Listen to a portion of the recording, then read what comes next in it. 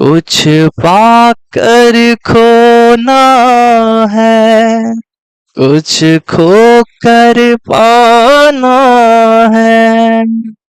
जीवन का मतलब तो आना और जाना है। दो पल के जीवन से एक उम्र चुरानी है। और जिंदगी और कुछ भी नहीं, तेरी मेरी कहानी है। एक प्यारा सा क्वेश्चन है। चलिए सभी बच्चे बताएंगे। सभी बच्चों को सबसे पहले मैं स्वागत करना चाहूंगा आपके अपने YouTube channel study with Ritesh में। तो आज की इस क्लास में हम लोग जो है बच्चों बायोलॉजी के इंपॉर्टेंट क्वेश्चंस को करेंगे। और लास्ट क्लास में हम लोगों ने 1 से 12 तक के क्वेश्चंस को किया था। आज क्वेश्चन नंबर 13 से स्टार्ट करने वाले। क्वेश्चन है, रक्त में हीमोग्लोबिन एक समिश्र प्रोटीन है जिसमें भरपूर मात्रा में पाया जाता है। आपको बताना है कि यहाँ पे देखो हीमोग्लोबिन क्या है। सबसे पहले बताओ कि हीमोग्लोबिन क्या है। तो बच्चों हीमोग्लोबिन जो है एक गोलाकार प्रोटीन होता है जिसमें भरपूर मात्रा में लोह यानी आयरन यानी जिससे हम लोग Fe2+ बोलते हैं, ये पाया जाता है। ठीक है, तो याद रखना है ऑप्शन नंबर ए जो है करेक्ट आंसर हो जाएगा। तो रक्त में हीमोग्लोबिन जो है एक मिक्स प्रोटीन होता है जिसमें भरपूर मात्रा में क्या पाया जाता है, लोह पाया जाता है यानी आयरन पाया जाता है। चलिए इसी के साथ अगले प्रश्न की तरफ बढ़ेंगे प्यारे बच्चों। देखिए अगला प्रश्न है, यहाँ पे आपको प्रश्न दिख रहा होगा, सर्वग्राही कौन सा रुधिर वर्ग को कहते हैं। सर्वग्राही यानी जिसे हम लोग यूनिवर्सल रिसेप्टर कहते हैं। ठीक है, यूनिवर्सल रिसेप्टर। और एक होता है सर्वदाता जिसे हम लोग यूनिवर्सल डोनर कहते हैं। ठीक है, तो सर्वग्राही यानी यूनिवर्सल रिसेप्टर के नाम से जो है किस रुधिर वर्ग को जाना जाता है, ए बी को, ओ को, बी को या ए को। सभी बच्चे बताएंगे, बिल्कुल फास्ट आंसर करेंगे। सभी बच्चे बिल्कुल फास्ट आंसर करेंगे इस प्यारे से प्रश्न का। तो वेल डन बच्चों, यदि आप लोग बता रहे हो ऑप्शन नंबर ए बता रहे हो ए बी, देन आपका आंसर सही है। ठीक है, तो सर्वग्राही यानी यूनिवर्सल रिसेप्टर ये किस रुधिर वर्ग को कहा जाता है, तो ये ए बी को कहा जाता है। और सर्वदाता, सर्वदाता यानी यूनिवर्सल डोनर, यूनिवर्सल डोनर ये किस रक्त समूह को कहा जाता है, तो ये ओ को कहा जाता है। याद रहेगा। चलिए बहुत अच्छी बात है। अगले प्रश्न की तरफ बढ़ते हैं बच्चों। अगला प्रश्न है, रक्त के ए बी वर्ग वाला व्यक्ति ऐसे व्यक्ति को रक्त दान कर सकता है जिसके रक्त का वर्ग हो।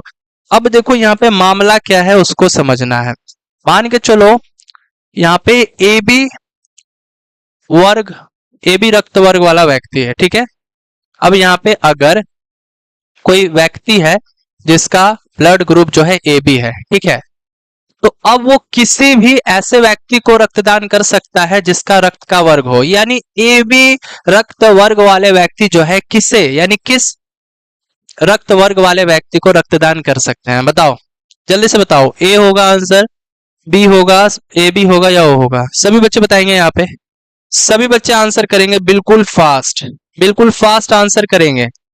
यानी रक्त के ए बी वर्ग वाला व्यक्ति जो है ऐसे व्यक्ति को रक्तदान कर सकता है जिसका रक्त का वर्ग होना चाहिए। कौन सा रक्त का वर्ग होना चाहिए, तो वेल डन बच्चों, उस व्यक्ति का रक्त वर्ग जो है ए बी होना चाहिए। ऑप्शन नंबर सी जो है करेक्ट आंसर हो जाएगा। ठीक है, ऑप्शन नंबर सी जो है करेक्ट आंसर हो जाएगा। चलिए इसी के साथ अगले प्रश्न की तरफ बढ़ते हैं। अगला प्रश्न है, मानव का सामान्य रक्तदाब, मानव का जो सामान्य रक्तदाब है वो कितना होता है। 80/120 होता है, 90/140 होता है, 120/160 होता है, 85/150 होता है। जल्दी से बताएंगे। यानी जो सामान्य मानव है यानी नॉर्मली हम लोग भी, तो यहाँ पे आपको बताना है सामान्य मनुष्य का जो रक्त का दाब होता है यानी ब्लड प्रेशर होना चाहिए वो कितना रेंज तक का होना चाहिए। तो बच्चों वो होता है 80/120 यानी ऑप्शन नंबर ए जो है करेक्ट आंसर हो जाएगा। ठीक है, ऑप्शन नंबर ए जो है करेक्ट आंसर हो जाएगा, आपको याद रखना है।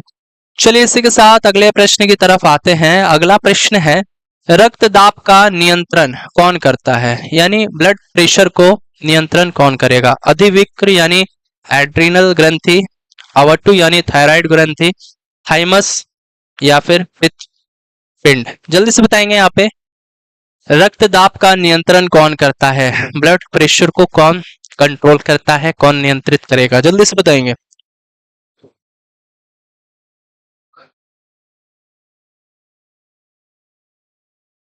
चलिए, अच्छी बात है बच्चे, ऑप्शन नंबर ए बता रहे हैं। जी हाँ, ऑप्शन नंबर ए जो है करेक्ट आंसर हो जाएगा। ये जो है एड्रिनल ग्लैंड का काम होता है रक्त को कंट्रोल करना, यानी रक्त ब्लड प्रेशर को कंट्रोल करना, रक्त दाब को नियंत्रित करने का काम एड्रिनल ग्लैंड का होता है। ठीक है। और बच्चों देखिए, ये जो एड्रिनल ग्लैंड है ना, इसे जो है हम लोग सुप्रानेल सुप्रारेनल सुप्रारेनल ग्रंथि के नाम से भी जानते हैं। सुप्रारेनल ग्रंथि किसे कहा जाता है? तो ये एड्रिनल ग्रंथि को ही कहा जाता है। ठीक है, याद रहेगा। और ये बच्चों बोल सकते हो कि यह जो है यह एक अंतःस्रावी ग्रंथि होती है। ठीक है, जो कि क्या करती है? रक्त दाब को नियंत्रित करती है। ठीक है, और विभिन्न अंगों का यह निर्माण भी करती है, यह भी याद रखना है।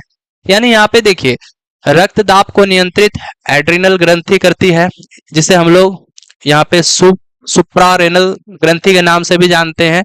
और यह एक अंतःस्रावी ग्रंथि है, और यह विभिन्न प्रकार के अंगों का निर्माण भी करती है, साथ ही साथ रक्तदाब को नियंत्रित भी करती है, याद रखना है। ठीक है, चलिए बहुत अच्छी बात है। चलिए बच्चों, ओके स्टूडेंट, अगला प्रश्न है, जानुफलक का दूसरा नाम क्या है? जत्रक है, यानी क्लोए विकल है, जान्विक पटेला है, बाह्य प्राकृष्टिका रेडियस है, जोड़ है। सभी बच्चे बताएंगे।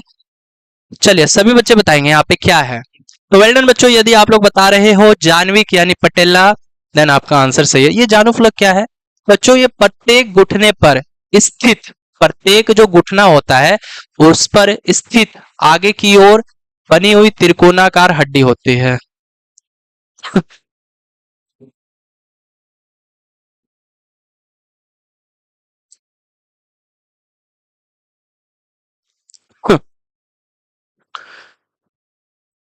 चलिए बच्चों, अगला प्रश्न है यहाँ पे, जानुफलक का दूसरा नाम है जत्रक, क्वेलिकल है, या फिर जान्विक पटेला है, बाह्य प्राकृष्टिका यानी रेडियस है, जोड़ है।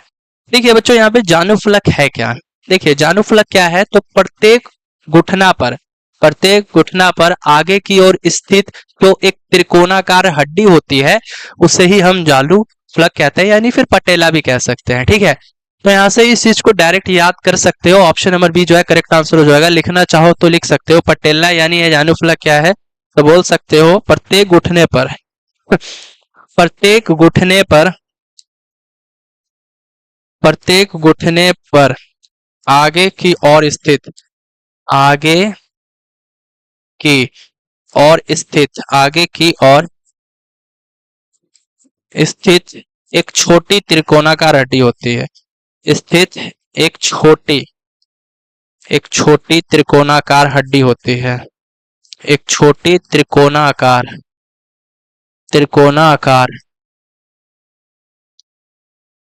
हड्डी होती है।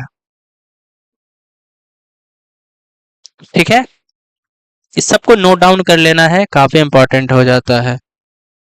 तो यहाँ पर जानुफलक के बारे में मैं बता रहा था, जिसको जान्विक यानी पटेला भी कहते हैं। और ये है क्या बेसिकली? तो प्रत्येक घुटने पर आगे की ओर स्थित, घुटना जो होता है ना, तो प्रत्येक घुटना पर आगे की ओर आपने देखा होगा स्थित एक छोटी त्रिकोणाकार हड्डी होती है, उसे ही हम क्या कहते हैं? उसे ही हम क्या कहते हैं? जानुफलक यानी पटेला कहते हैं। ठीक है प्यारे, चलिए बच्चों, अगला प्रश्न आपकी स्क्रीन पे है, महारंध्र जो एक द्वारक होता है, ये कहाँ होता है? कान में होता है, फेफड़े में होता है, मेखला में होता है, कपाल में होता है? जल्दी से बताएंगे। महारंध्र जो एक द्वारक होता है, ये कहाँ स्थित होता है? कान में, फेफड़े में, मेखला में, या कपाल में? तो वेल डन बच्चों, यदि आपने बता रहा है, अगर आप बता रहे हो ऑप्शन नंबर डी यानी कपाल, अगर आपने बताया ऑप्शन नंबर डी, देन आपका आंसर सही है, कपाल इज द राइट आंसर। ठीक है, अब देखिए, कभी कभी ये भी पूछ लेता है, देखिए यहाँ पे कभी कभी ये भी पूछ लेता है कि मानव के शरीर में, है ना,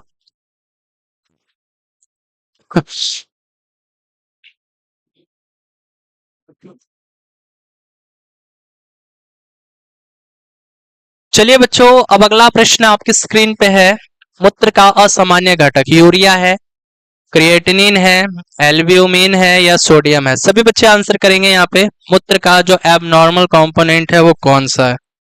जल्दी से बताएंगे। चलिए बहुत अच्छी बात है बच्चे, ऑप्शन नंबर सी बता रहे हैं एल्ब्यूमिन। जी हाँ, एल्ब्यूमिन जो है करेक्ट आंसर हो जाएगा। तो देखिए मूत्र का जो असामान्य घटक है वो तीन होता है। कौन कौन सा? एक एल्ब्यूमिन होता है, और एक होता है रक्त कोशिकाएं होती हैं, और एक ग्लूकोज होता है। तीनों को लिख लो, ठीक है। यहाँ पे असामान्य घटक, मूत्र का असामान्य घटक में तीन चीजें आपको याद रखनी है। एक तो होता है एल्ब्यूमिन, एल्ब्यूमिन एल्ब्यूमिन एल्ब्यूमिन हो जाएगा एक, और एक होता है रक्त कोशिकाएं, रक्त कोशिकाएं, और एक ग्लूकोज हो जाएगा, एक ग्लूकोज हो जाएगा। ठीक है, याद रहेगा प्यारे बच्चों। तो यहाँ पे याद रखना है कि मूत्र का जो असामान्य घटक है ये तीन होता है, एल्ब्यूमिन, रक्त कोशिका, रक्त कोशिकाएं, और ग्लूकोज। ठीक है, चलिए इसी के साथ अगले प्रश्न की तरफ आते हैं। मूत्र बनता है बच्चों, मूत्र कहाँ बनेगा? संग्राहक वाहिनियों में, कैलिसीज में, मूत्रवाहिनियों में, या मूत्राशय में? बिल्कुल फास्ट आंसर करेंगे, बिल्कुल फास्ट। मैं सभी बच्चे के आंसर देख रहा हूँ, ठीक है, मैं सभी बच्चे के कमेंट को पढ़ रहा हूँ। सभी बच्चे बताएंगे मूत्र कहाँ बनता है। तो देखो बच्चों, मूत्र वैसे तो विक यानी किडनी में बनता है, ठीक है। तो मूत्र जो है विक यानी किडनी में बनता है, और दो नालियों से होकर ये मूत्राशय तक जाता है, ठीक है। लेकिन यहाँ पे जो राइट आंसर होगा, देखिए वो क्या होता है, मूत्र बनता है किडनी में यानी विक में, है ना, और उसके बाद जो है संग्राहक वाहिनियों में जाता है, ठीक है। तो यहाँ पे बोल सकते हो ऑप्शन नंबर ए जो है करेक्ट आंसर हो जाएगा, ठीक है। तो मूत्र बनता है संग्राहक वाहिनियों में, ठीक है। ऑप्शन नंबर ए जो है सर करेक्ट आंसर हो जाएगा। अगर आप ऑप्शन नंबर ए बता रहे हो देन आपका आंसर सही है, ठीक है। ऑप्शन नंबर ए जो है करेक्ट आंसर हो जाएगा, डायरेक्ट आपको ये याद रख लेना है। मूत्र के स्त्रावन को बढ़ाने वाली विधि औषधि को क्या कहते हैं? यानी मूत्र के स्त्रावन को बढ़ाना होगा तो उस विधि को क्या कहेंगे? एड्रीनेलिन कहेंगे, या फिर मोरोयूरेटिक कहेंगे, या फिर डाईयूरेटिक कहेंगे, या ट्राईयूरेटिक कहेंगे? जल्दी से बताना है। यहाँ पे मूत्र के स्त्रावन को बढ़ाने वाली जो औषधि होती है, जो दवाई होती है, उसे हम एक शब्द में क्या कहेंगे प्यारे बच्चों? तो उसे हम लोग क्या कहेंगे बताओ? डाईयूरेटिक कहेंगे। डाईयूरेटिक यानी ऑप्शन नंबर सी जो है करेक्ट आंसर हो जाएगा। यानी इसको हिंदी में क्या बोलते हैं? मूत्रवर्धक कहते हैं, मूत्रवर्धक। तो कभी कभी हिंदी ना देकर इंग्लिश में भी दिया जा सकता है, तो आपको याद रखना है मूत्र के स्त्रावन को बढ़ाने वाली जो औषधि विधि होती है उसे डायूरेटिक यानी मूत्रवर्धक कहा जाता है, ठीक है। और देखो बच्चों, मूत्रवर्धक एक ऐसा पदार्थ है जो क्या करता है बताओ? मूत्रवर्धक जो है ये एक ऐसा पदार्थ है जो मूत्र के उत्पादन में क्या करेगा? वृद्धि करेगा, ठीक है। मूत्र के उत्पादन में वृद्धि करेगा, इसीलिए इसे मूत्रवर्धक कहा जाता है, इंग्लिश में डायूरेटिक कहा जाता है। ओके, चलिए अगला प्रश्न है, औषधियों और उनके कार्यों का अध्ययन क्या कहलाता है? औषधि निर्माण विज्ञान, जीवाश्म प्राणी विज्ञान, औषधि प्रभाव विज्ञान, या जीवाश्म विज्ञान? बताएंगे यहाँ पे। औषधियों और उनके कार्यों का जो अध्ययन है वो क्या कहलाता है? वो कहलाता है औषधि विज्ञान कहलाता है। क्या कहलाता है? औषधि विज्ञान कहलाता है, यानी जिसको हम लोग फार्माकोग्नोलॉजी बोल सकते हैं, फार्माकोग्नोलॉजी, ठीक है, फार्माकोग्नोलॉजी। तो ऑप्शन नंबर क्या हो जाएगा? ऑप्शन नंबर सी जो है करेक्ट आंसर हो जाएगा, ठीक है। ऑप्शन नंबर सी जो है करेक्ट आंसर हो जाएगा। चलिए, तंबाकू में निम्नलिखित में से क्या होता है? निकोटिन होता है, हेरोइन होता है, मारिजुआना होता है, कोकीन होता है? बताएंगे। तंबाकू में, तंबाकू में सर यहाँ पे क्या मौजूद होता है? तंबाकू में क्या पाया जाता है?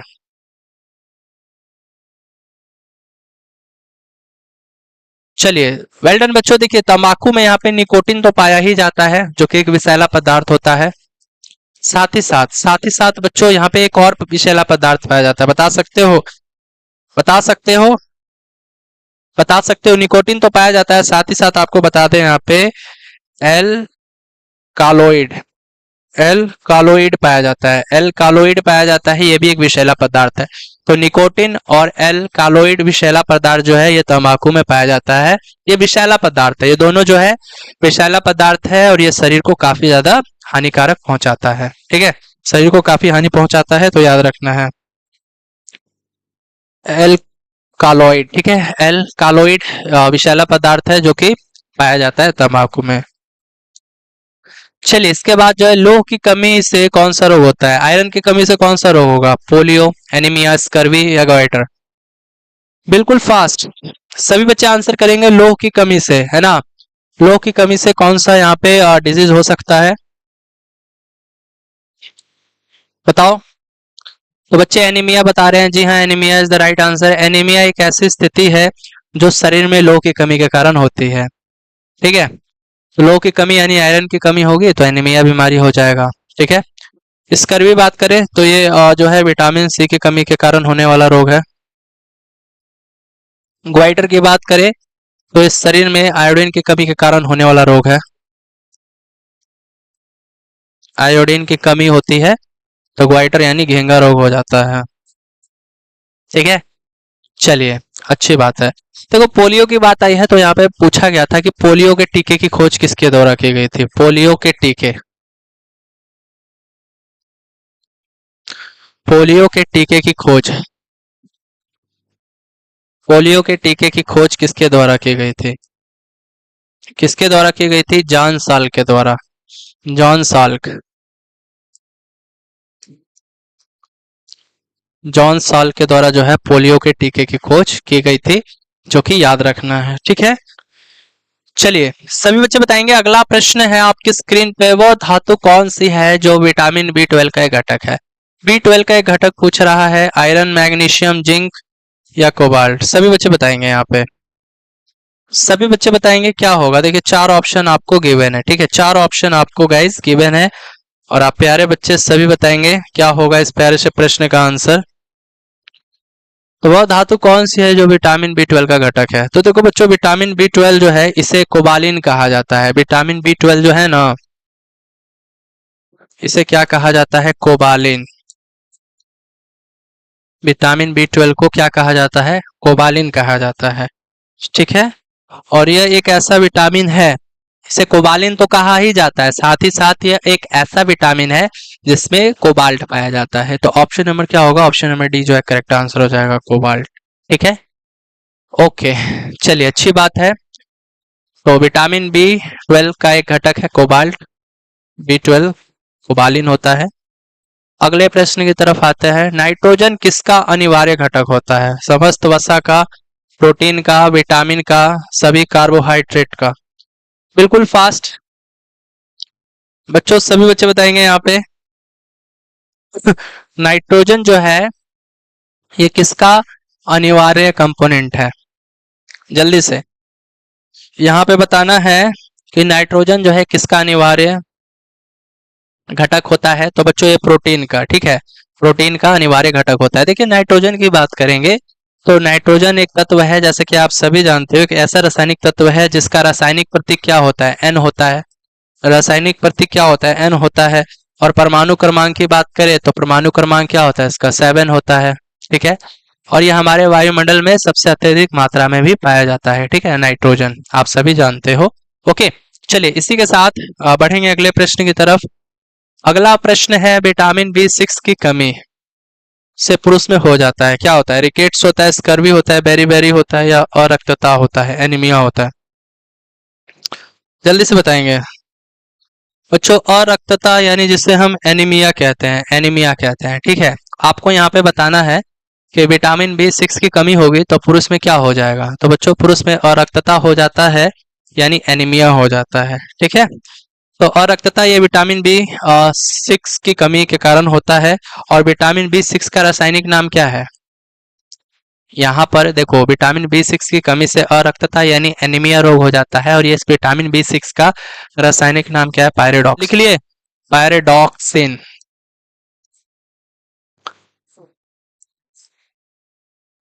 पायरेडॉक्सिन, ठीक है, याद रहेगा। अब बच्चों इसमें होता क्या है, यानी इसमें जो है रोगी का क्या लक्षण होगा, रोगी का क्या लक्षण होगा। तो बच्चों एनीमिया का रोगी जो है हमेशा कमजोर रहेगा, हमेशा सुस्त रहेगा, है ना, ये लक्षण होता है जो आपको याद रखना है। चलो अगला प्रश्न है, लार किसके पाचन में मदद करता है, सलाइवा, सलाइवा जो है किसके पाचन में मदद करता है, वसा का, स्टार्च का, प्रोटीन का या विटामिन का। सभी बच्चे बताएंगे यहाँ पे, सभी बच्चे बताएंगे, हाँ चलो, लार जो है किसके पाचन में मदद करता है? तो बच्चों लार जो है किसके पाचन में मदद करता है, जल्दी से बताओ। स्टार्च। बच्चे ऑप्शन नंबर क्या बता रहे हैं? ऑप्शन नंबर बी बता रहे हैं, स्टार्च। ठीक है, तो याद रहेगा लार जो है किसके पाचन में मदद करता है? तो स्टार्च के पाचन में मदद करता है। ठीक है, और बच्चों लार जो है ना एक पानी जैसा, देखो लार क्या है, लार जो है पानी जैसा एक झागदार पदार्थ होता है जो मनुष्य के साथ साथ जानवरों में भी देखने को मिलता है। ये लार जो है ये क्या है बच्चों? तो ये झागदार, ये एक झागदार पदार्थ होता है जो मनुष्य के साथ साथ जानवरों में भी जानवरों के मुंह में भी देखने को मिलता है। ठीक है, हाँ। तो अब यहाँ पे ये भी प्रश्न पूछा जा सकता है कि लार में कौन सा एंजाइम पाया जाता है? लार में कौन सा एंजाइम पाया जाता है, बता सकते हो? लार में कौन सा एंजाइम पाया जाता है, जल्दी बताओ। एमाइलेज। कौन सा एंजाइम पाया जाता है? एमाइलेज पाया जाता है। ठीक है, और देखो लार में जो है एमाइलेज एंजाइम पाया जाता है जो स्टार्च को किस में बदल देता है, किस में तोड़ देता है? मतलब ये भी याद रखना है, लार में एंजाइम एमाइलेज पाया जाता है जो स्टार्च को किस में तोड़ता है? जो स्टार्च को माल्टोज और डेक्स्ट्रिन में तोड़ता है। जो स्टार्च को माल्टोज, देखो जो स्टार्च को माल्टोज और डेक्स्ट्रिन डेक्स्ट्रिन में तोड़ता है। अच्छा, समझ में आ रहा है ना आप लोगों को? एक बार जल्दी से कमेंट सेक्शन में यस बोलेंगे। समझ में आ रहा है कि नहीं बच्चों? मैं जो लिखवा रहा हूँ आपको समझ में आ रहा है? लार किसके पाचन में मदद करता है? तो स्टार्च के, क्योंकि ये स्टार्च को माल्टोज और डेक्स्ट्रिन में तोड़ता है। ठीक है, और लार में कौन सा एंजाइम पाया जाता है? माइलेज एंजाइम पाया जाता है। सभी बच्चों को याद रखना है। समझ में आ रहा है? समझ में आ रहा है ना? चलिए, अच्छी बात है, बच्चे समझ पा रहे हैं। ओके, अगले प्रश्न की तरफ मूव करेंगे। अन्न एक समृद्ध स्रोत है किसका? स्टार्च का, ग्लूकोज का, फ्रक्टोज का या माल्टोज का? जल्दी से बताएंगे, जल्दी से सभी बच्चे बताएंगे। अन्न जो है एक समृद्ध स्रोत होता है किसका? स्टार्च का, क्योंकि अन्न में जो है स्टार्च यानी जिसे हम मंड भी कहते हैं। देखो स्टार्च जो है ना, यहाँ पे स्टार्च जो है इसे मंड भी कहते हैं, और अन्न में स्टार्च यानी मंड की प्रचुरता ज्यादा होती है। तो इसीलिए आप बोल सकते हो कि अन्न एक समृद्ध स्रोत है किसका? स्टार्च का। Option number A. दूध को दही में स्कंदित यानी परिवर्तन करने वाला एंजाइम है। रेनिन है, पेप्सिन है, रेजिन है, सिट्रेट है, साइट्रेट है। बिल्कुल फास्ट। दूध को दही में परिवर्तित करने वाला यानी बदलने वाला जो एंजाइम है वो कौन सा हो जाएगा? बोलो जल्दी से। तो रेनिन जो है बच्चे सही बता रहे हैं। वेल डन बच्चों, रेनिन ऑप्शन नंबर ए जो है करेक्ट आंसर हो जाएगा। लेकिन अगर आपसे पूछे कि दूध को दही में परिवर्तित करने वाला जीवाणु, एंजाइम नहीं जीवाणु की बात करें, तब क्या आंसर करोगे? बोलो, तब क्या आंसर करोगे? तब क्या आंसर करोगे? बोलो। दूध को दही में परिवर्तित करने वाला जीवाणु, दूध को दही में परिवर्तित करने वाला,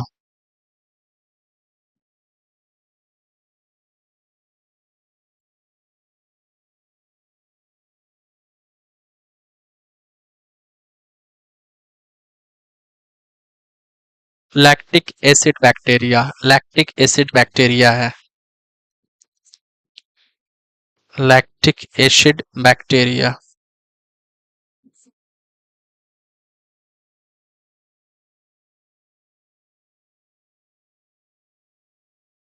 ठीक है, तो दूध को दही में परिवर्तित करने वाला जीवाणु जो है लैक्टिक एसिड बैक्टीरिया है, आपको याद रखना है। अच्छा, दूध में कौन सा प्रोटीन पाया जाता है, बता सकते हो?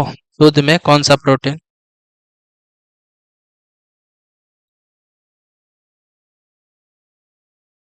दूध में कौन सा प्रोटीन पाया जाता है?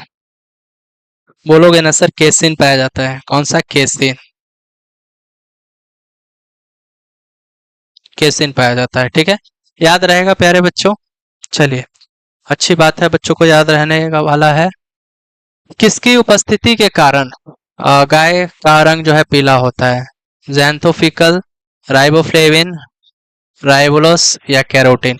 बताओ किसकी उपस्थिति के कारण जो है गाय के दूध का रंग जो है पीला होता है? बताओ जल्दी से। सभी बच्चे बताएंगे, सभी बच्चे बताएंगे। वेल डन बच्चों। कैरोटीन बच्चे बता रहे हैं ऑप्शन नंबर डी की बात करेंगे तो ऑप्शन नंबर डी जो है करेक्ट आंसर हो जाएगा। ठीक है, ऑप्शन नंबर डी जो है करेक्ट आंसर हो जाएगा, कैरोटीन। खट्टे दूध में होता है acetic acid, tartaric acid, citric acid, lactic acid. बच्चों वाला प्रश्न है। खट्टे दूध में जो है लैक्टिक एसिड होता है। ठीक है, नींबू में जो है साइट्रिक एसिड होता है, इमली में टार्ट्रिक एसिड होता है, विनेगर में एसिटिक एसिड होता है। बच्चों वाला प्रश्न है, लिखना चाहो लिख सकते हो। ठीक है, यहाँ पे अगर मैं बात करूं विनेगर यानी जिसको सिरका बोलते हैं, सिरका,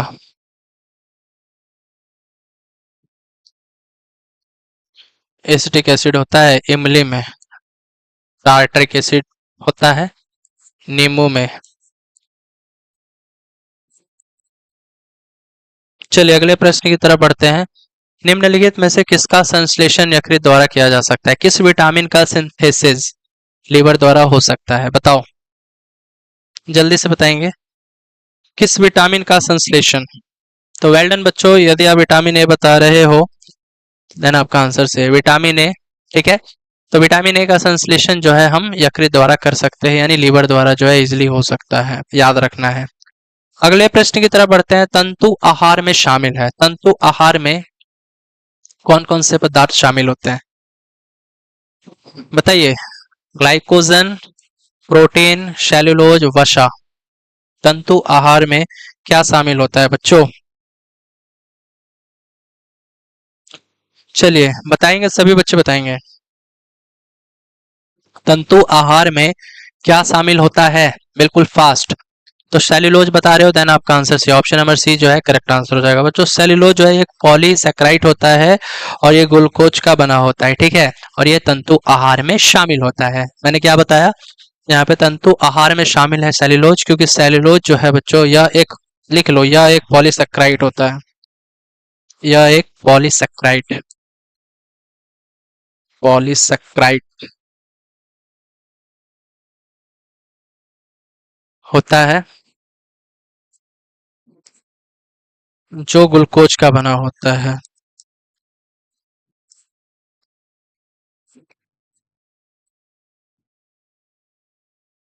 जो ग्लूकोज का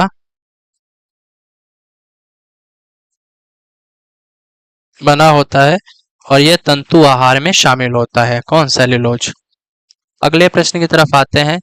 गहरे तले हुए खाद्य पदार्थ कैंसर जनक होते हैं क्योंकि उनमें प्रचुरता होती है वसा की, हाइड्रोकार्बन की, पकाने के तेल की, या निकोटीन की। गहरे है ये, गहरे।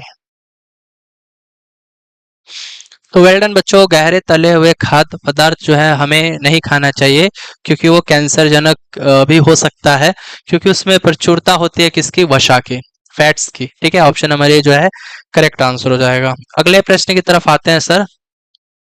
लाल चने में कौन सा एंजाइम निकलता है? यूरियस, जाइमेस, माल्टेज, या डाइस्ट्रेस। जल्दी से बताएंगे। लाल चने में कौन सा एंजाइम पाया जाता है? बिल्कुल फास्ट, बिल्कुल फास्ट बताएंगे। तो वेल डन बच्चों, यहाँ पे लाल चने में जो एंजाइम पाया जाता है वो डाइस्ट्रेस है, डाइस्ट्रेस यानी ऑप्शन नंबर डी। ठीक है, याद रखना है। और लाल चने को जो है अरहर और तूर के नाम से भी जाना जाता है। लाल चना जो है ना, इसे अरहर और तूर के नाम से भी जाना जाता है। अरहर और तूर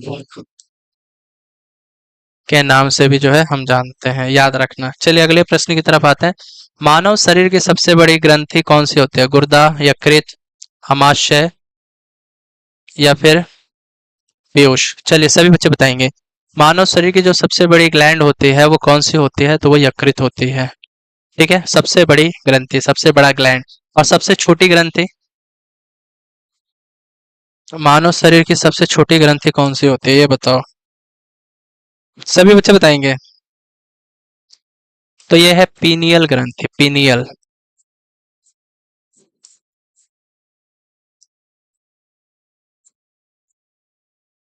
पीनियल ग्रंथि होती है। ठीक है, चलिए अगला प्रश्न है। दूध प्रोटीन को पचाने वाला एंजाइम है, पेप्सिन, ट्रिप्सिन, रेनिन, या इरेप्सिन। चलिए ये प्रश्न मैं आपको एज ए होमवर्क के रूप में देना चाहता हूं, ये प्रश्न मैं आपको एज ए होमवर्क के रूप में देना चाहता हूं, ठीक है।